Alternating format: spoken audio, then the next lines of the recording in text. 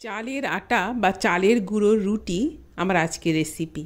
কি করে বানালে প্রত্যেকটা রুটি ফুলবে আর অনেকটা সময় ধরে এই রুটিগুলো নরমই থাকবে, ছোট ছোট কিছু টিপস সহ এই রেসিপিটাই আজ আপনাদের সাথে শেয়ার করব। নমস্কার, স্বাগত জানাচ্ছি ফ্লেভারস অফ কলকাতায়। আসুন তাহলে শুরু করি। আমি মেজারমেন্ট কাপের 2 কাপ জল একটা কড়াতে দিয়ে দিলাম, আর দিলাম পরিমাণ করে কিছুটা লবণ। জলটা ফুটতে থাক, এইদিকে আমি চালের আটাটা রেডি করে নেব। মেজারমেন্ট কাপের 1 কাপ চালের গুঁড়ো নিয়েছি, এটা আতপ চালের গুঁড়ো, আর তার সঙ্গে নিয়ে নিলাম 1/4 কাপ গমের আটা। 2 কাপ জল ফুটে উঠেছে, এখান থেকে 1/2 কাপ পরিমাণ জল আমি তুলে রাখবো, এটা আমার পরে কাজে লাগবে। 1/2 চা চামচ সাদা তেল আমি এই ফুটন্ত জলের মধ্যে দিয়ে দিয়েছি। এবার আমি দিয়ে দিলাম চালের গুঁড়ো। আমি যেহেতু অল্প পরিমাণে বানাচ্ছি সেই জন্য আমি একবারেই চালের গুঁড়োটা দিয়ে দিলাম। আপনারা যদি বেশি পরিমাণে বানান তাহলে দুবারে দেবেন, কিছুটা দিয়ে মিশিয়ে নেওয়ার পরে তারপরে আবার কিছুটা দেবেন।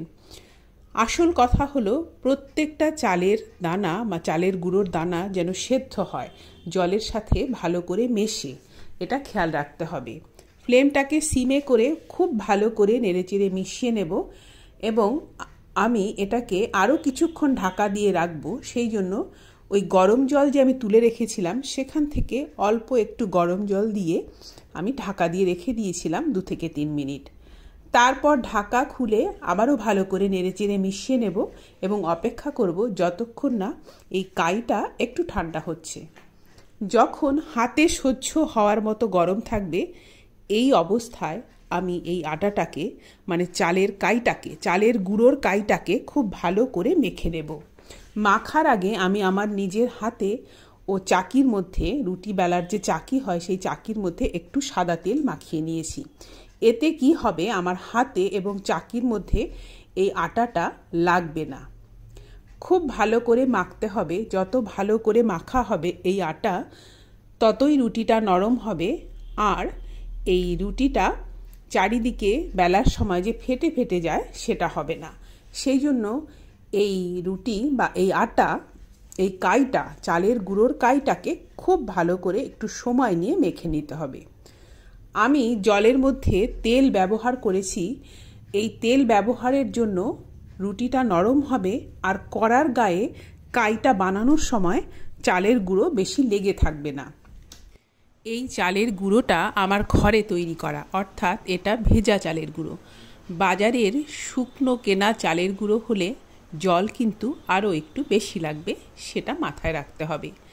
খুব ভালো করে চালের আটার কাইটা মেখে নিয়ে ছোট ছোট লেচি কেটে নেব। আমি যেই সাইজের রুটি বানাবো সেই সাইজ করে আমি ছোট ছোট লেচি কেটে নেব। লেচি কাটার পরে একটা প্লেটের মধ্যে এই লেচিগুলোকে তুলে নিয়ে একটা কাপড় দিয়ে বা কিচেন টাওয়েল দিয়ে ঢেকে রাখতে হবে, না হলে ওপরটা শুকনো হয়ে যাবে আর বেলার সময় অসুবিধা হবে।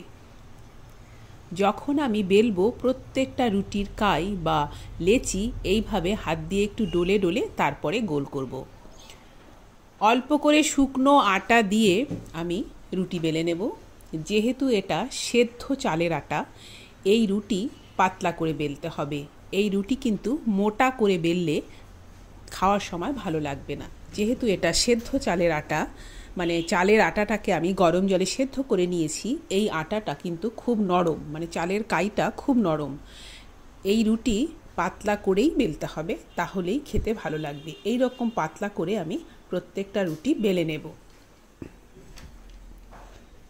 একটা চাটুতে আমি রুটিটা দিয়ে দিলাম, ফ্লেমটাকে বাড়িয়ে দিয়ে চাটুটা গরম করে তারপর কমিয়ে দিতে হবে। বেশ একটু সময় ধরে একটা পাশ আমি সেঁকে নেব। যখন হালকা হালকা লাল দাগ ধরে যাবে তখন উল্টে এইভাবে একটা কিচেন টাওয়েল দিয়ে চেপে চেপে রুটিটাকে ফুলিয়ে নেব।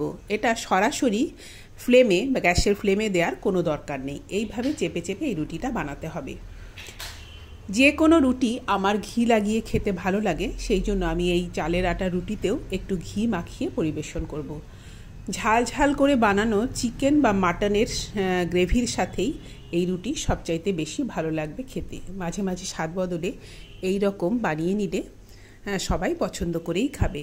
আমি যেই ছোট ছোট টিপস বললাম, এই টিপসগুলো ফলো করে আপনারা চালের আটার রুটি বাড়িতে বানান, খুবই সুন্দর হবে, অনেকটা সময় ধরে নরম থাকবে আর প্রত্যেকটা রুটি ফুলবে।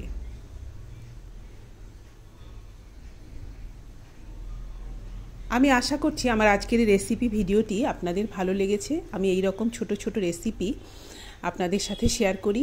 কেমন লাগে আমার রেসিপি আমাকে জানাবেন। আমি একটা রুটি আপনাদের ছিঁড়ে দেখাবো এটা কতটা নরম হয়েছে।